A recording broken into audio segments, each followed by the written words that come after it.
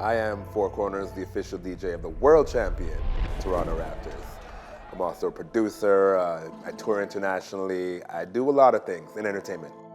But right now, I'm feeling really good to be the Raptors DJ. It's a good time.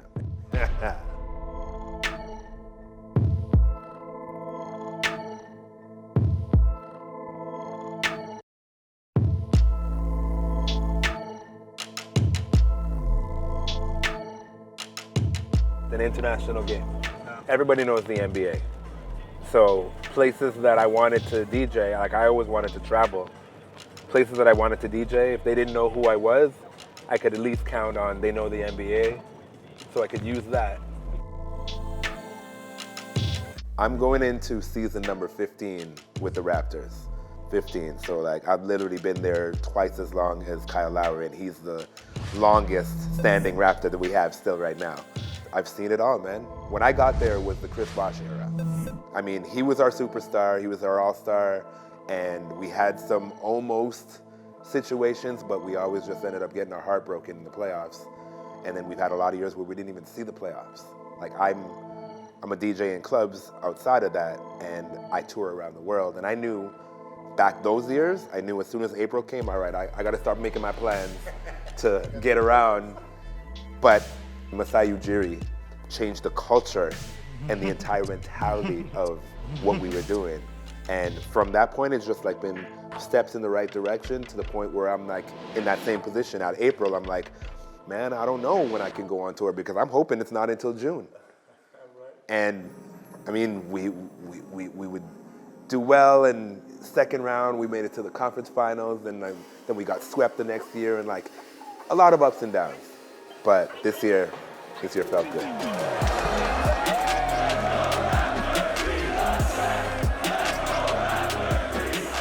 This has been the most epic season of all time, literally. There's a few things that happened though that were, even while it was happening, I was like, wow, this is happening and I'm a part of this. You know what I mean? Like it's one thing to watch all of this, but to be in the middle of it and like be a part of it was incredible.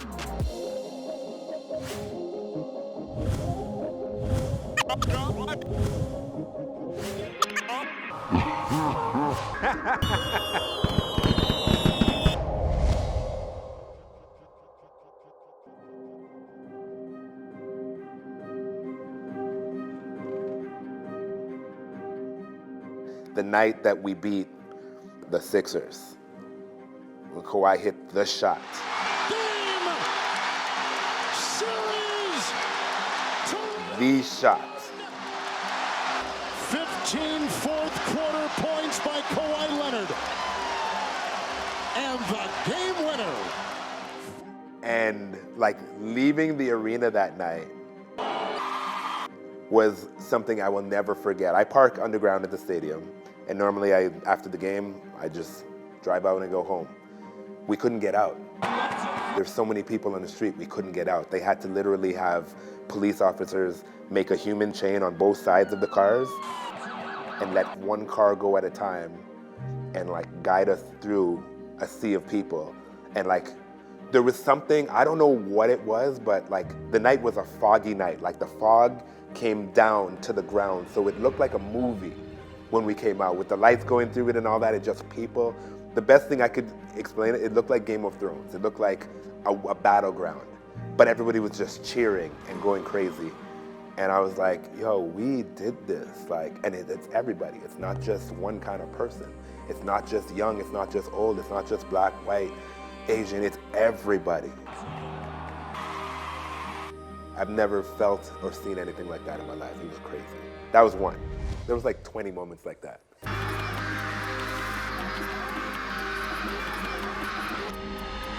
These playoffs.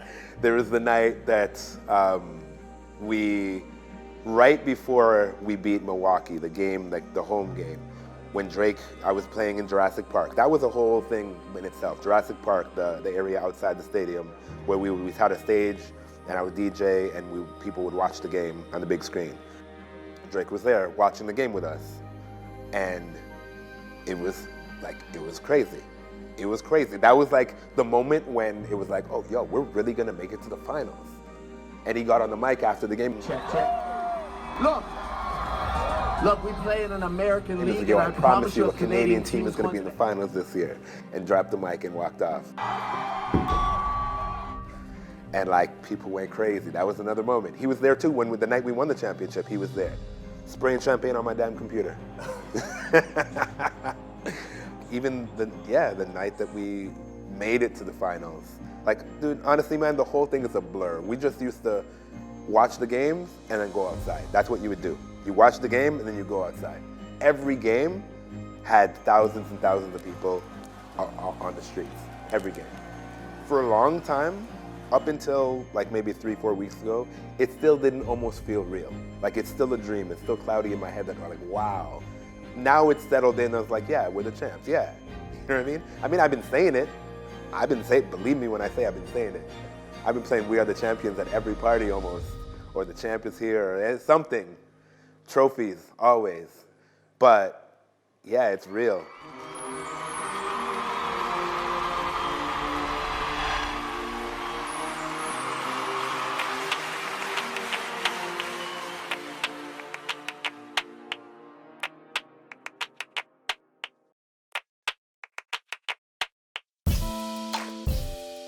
The Raptors gig, it was like, honestly, it was a series of events that met up with the proper preparation, and I was the right guy for the job, is the best way I can describe it. The short answer is they hollered at me.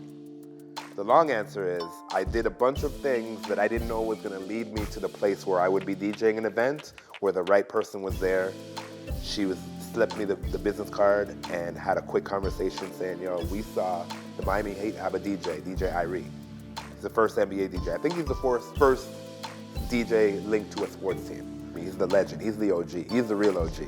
And they said they went to a game, they saw Irie, and they were thinking, we think this might work in Toronto, but who would we get? We don't know.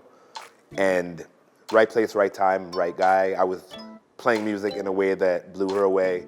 I was playing all kinds of music, not just one. And that was what made her think maybe this is the guy. And skip ahead, I made it happen.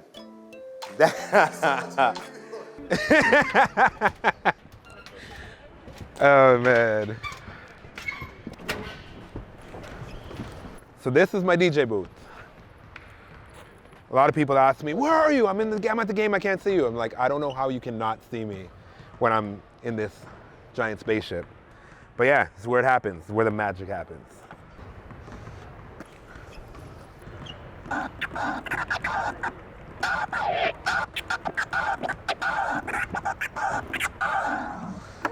That's my routine to get ready, to get the fingers ready to spin. And I do the exact same thing every game and every show at a club too. I don't even know why, it just sort of became a thing. And now I just feel like once I do that, I know I'm ready.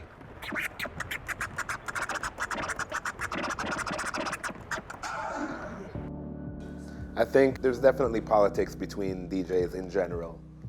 Some people feel like there's only this much and we need to fight to preserve this much. Really, there's enough for everybody, I think. But as far as the NBA DJs, we're pretty cool. I mean, I don't know all of them because there's more than I thought, actually. There's more and more teams are adding that element to their entertainment.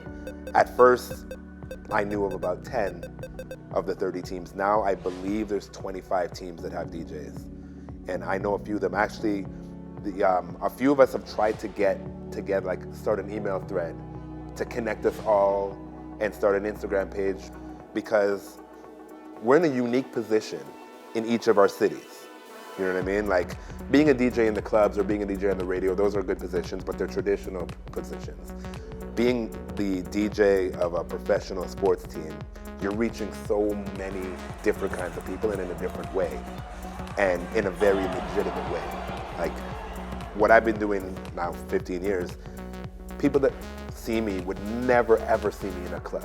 You know what I mean? Little kids, elderly people, everything in between. People that have nothing to do with club culture, that don't know anything about hip hop or anything. They know who I am because of that. They know who Flipside is from the Chicago Bulls. I saw him in your other documentary. It's Flipside Live on paved.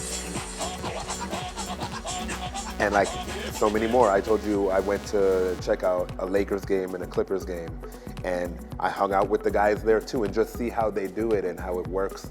and we connected and we still talk all the time. I think it's important. We share a unique but similar experience, and we trade notes, like technical notes. We trade, music sometimes. What works when? What kind of things do you do down there and whatever? What your setup looks like, and we learn from each other, and we grow. We're not taking each other's jobs. We're not worried about that. We all have our own cities and our own jobs, and we just want to be able to do the best that we can in our arena.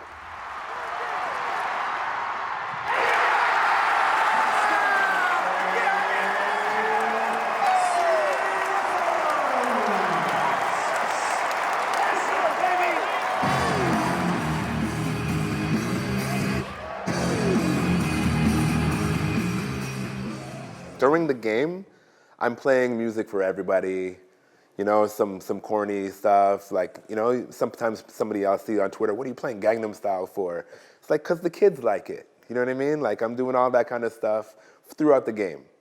But during the warm-ups, that's their time. I'm playing music just for the players. I'm trying to get them in the zone, charged up, and I know the kind of music they want, and it's hip-hop, and I know the kind of hip-hop they want. It's like, trap, 70 BPM, like the stuff with the energy.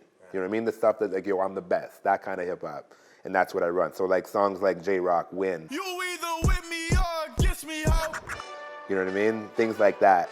Drake, Jumpman, or Energy. Every time I see him, something wrong with their memories. You know what I mean? Stuff like that just really get them charged up. That's their time. I mean, I played sports all my life. You know what I mean? I played ball all my life. So I know what it is to turn it on when you need to turn it on.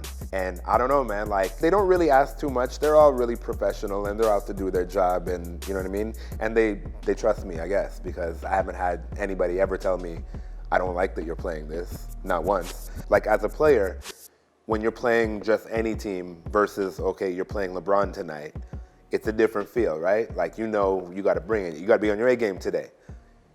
I feel the same way, especially when we come to, I think the biggest difference is regular season to the playoffs. Like, everything goes up. Everything goes, like, everybody's on at that time. Yeah, it's extra competitive. It's extra competitive, and I'm not on the court, but I still, it applies to me too. If I could give a concrete example that you would, like, easily understand, if during the warm-ups at a regular game I would play like 5 songs, during the playoffs, I might play 20. I'm bam, bam, bam, bam, let's go, energy, you know what I mean? Versus, all right, let me just play the songs, make sure I play the right songs, make sure these guys are ready, thinking about the next thing, whatever. When it's playoff mode, I'm in it. It's almost like how I am at, like, the prime time of a nightclub, where it's like, okay, this is go time. This is the time when I need to hit them in the face, but it's for 4 hours.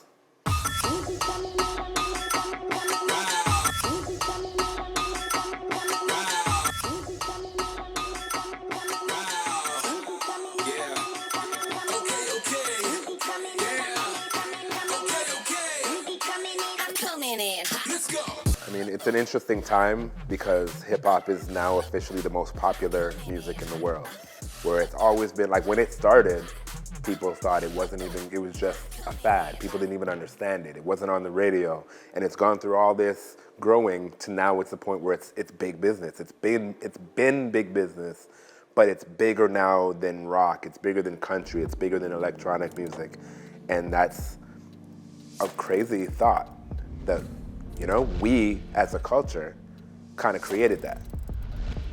And then with sports, I mean, there's always been music in sports. You're an athlete. Like, music is what pumps you up. Music is what gets you going. Like, music is talks about what you're doing. Every rapper wants to be an athlete. I smell the championship. Ooh, let's go! Every athlete wants to be a rapper. Telling you now, I'm taking it off. Yours forever. Basketball swinger. Some of them actually are successful in doing that. Living my best life, trying to reach my peak. Some of them super not successful when they try. But it's always been a thing. And, like, globally, like, basketball specifically, anybody can play basketball. Kids are playing basketball all over the world. All they need to do is see one person that looks like them in the NBA, and they now feel like they can do it. Like, China is crazy over basketball since Yao Ming. Do you know what I mean? France, Tony Parker. Everybody's like, oh, Tony Parker can be, and he's a champion. I can do it too. Let's go to the court. You know what I mean? And then you have the Jordan basketball tournament and all that kind of stuff that just builds it.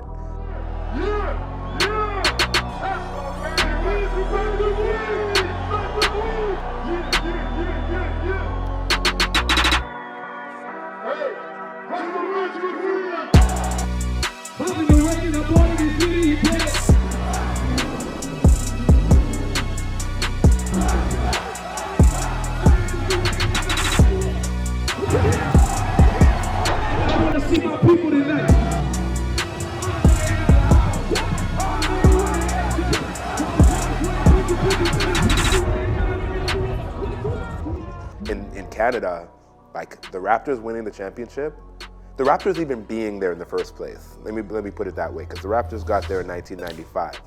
There's a lot of Canadian players in the NBA now that are only there because of the Raptors being in the city. Because, like, without being able to see, smell, and touch basketball, it's a dream, it's a myth, it's on TV, it's not even real.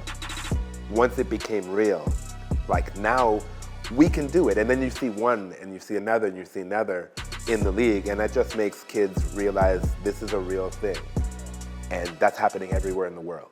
You know what I mean? There's representatives of cultures all over the world in the NBA, and it's only getting more and more international. Wiggins with the ball. Wiggins, good fake on Danny Green, takes it right side, right down Broadway with a right-hand slam. There's not many people on the planet that can make a move like that. Luka, good little spin move. As you take a look at the spin and the left-hand finish, He loves the moment. Pascal Siakam. Two-handed slam! Pascal! So would you say basketball is hip-hop and hip-hop is basketball? I would absolutely say basketball is hip-hop and hip-hop is basketball. It's so connected. Like they've been married for years, is the way I like to put it. You know what I mean? I can't think of another sport that has a specific type of music linked to it so deeply. You know what I mean? Because basketball, like when you think of basketball, not even on the NBA level, when you think of like playing ball in the park, somebody always had a boombox with hip hop playing. You have to. The clothing, the way that the players dress, and the culture that they come up in, it's hip hop culture. You know what I mean? When Allen Iverson had the cornrows and the jewelry, he looked like a rapper. And that was in sports. You know what I mean? And then it took a whole generation of kids come up. Well, that's what I want to look like. That's the style that I like. Using it as motivation. Really, hip hop is influencing everything. Like our hockey team, they want hip hop during their warm-ups too. You know what I mean? The Maple Leafs, like you got to work some hip hop in, because they're young guys and they listen to hip hop. In soccer, football, it's the same thing. They like hip hop. And, you know, if they got their headphones, like especially like you see the sponsorship with the Beats by Dre headphones that they give to the athletes and they're on the pitch, listening to hip hop, you know? It's part of the culture. When they're not wearing their uniform, how are they dressed? What do they look like? Hip hop. Hip hop connects people because it's the people's music. And if you come up in that culture, like, you know, hip hop is not just about the music, it's about the four elements. It's about the way, it's your neighborhood. It's the way that you talk, the way that you dress. It's everything. You know what I mean? And that goes with you. Just because you get to a certain, even if you're working a corporate job or you're an athlete or you're doing if you're hip hop, you're hip hop. And you know it. And everybody that looks at you knows it too.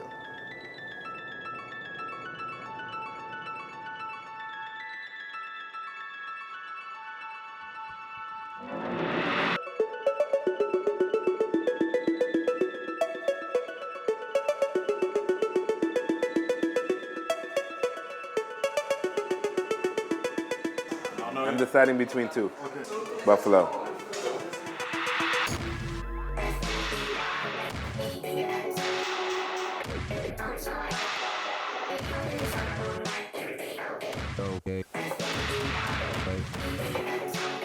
They got us. That's not the real poutine. But you know what? I gave it a try. We're Canadians. We want to do a poutine on the menu.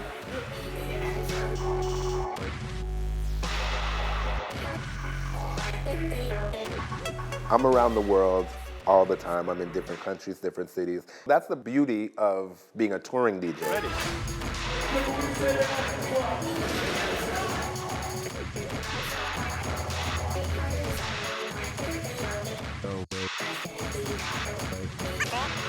Ready.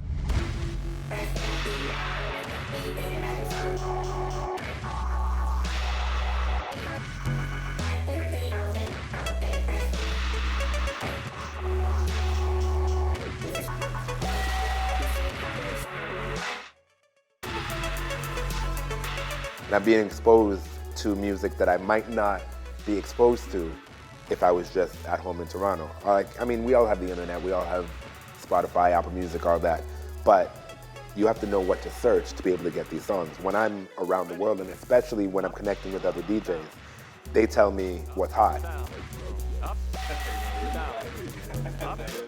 Like even last night I played a show with my boy Jay right here, and before the gig, he sent me a little email with, here's 5 songs that will tear it up tonight. You're not gonna know these, but now you do. You know what I mean? That kind of thing. So now, and when I play these or when I get them, and I'm like, oh, this one.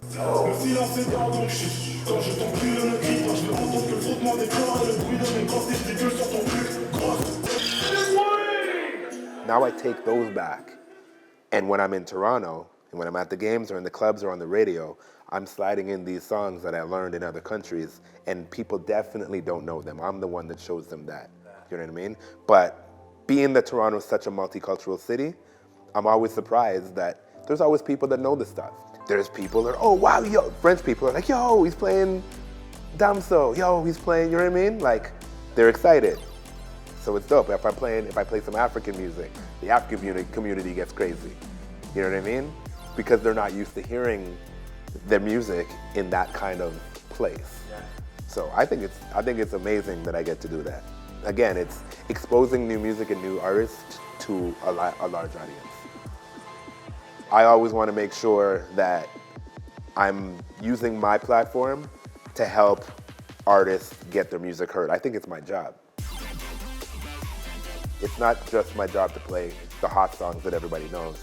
I come from the old school mentality of, I want to have the records that nobody else has, and I want to play that good music that, oh wow, what is this? I want you to ask me, what's that song you just played? And there's no better way to do that than do it with newer artists, because people don't know it yet. And it's fun, man. It's fun. I like to make people happy. I want to see a young kid get excited that his song is playing in front of 20,000 people live in the arena, and then also being heard on TV. I want that. You know what I mean? That's cool to me. God. That's all love, bro. That's all love.